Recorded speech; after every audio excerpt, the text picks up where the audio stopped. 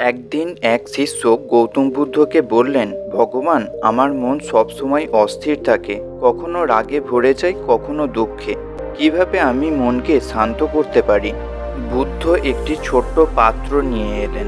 তারপর কাদা মিশিয়ে জল ঘোলাটে করে বললেন, এখন তুমি কি দেখতে পাচ্ছ? শিষ্য বলল, না, জল একদম ঘোলা হয়ে গেছে, কিছুই পরিষ্কার বোঝা যাচ্ছে না। বুদ্ধ পাত্রটিকে মাটিতে রেখে দিলেন। কিছুক্ষণ পরে বললেন, এখন দেখো। শিষ্য অবাক হয়ে দেখলেন সব কাদা বালি নিচে থিতিয়ে পড়েছে, জল একদম স্বচ্ছ হয়ে গেছে।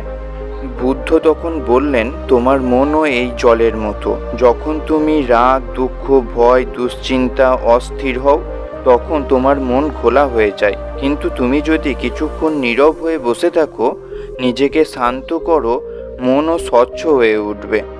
এই গল্প থেকে আমরা শিক্ষা পাই, শান্ত থাকা এবং ধৈর্য ধরে মনকে থামানোই সমস্যা সমাধানের প্রথম ধাপ। অস্থিরতা কমালেই জীবনকে দারুণভাবে উপভোগ করা যাবে। এই রকম নতুন নতুন ভিডিও পাওয়ার জন্য BWM বাংলা ইউটিউব চ্যানেলকে সাবস্ক্রাইব করে আমাদের পাশে থাকবেন।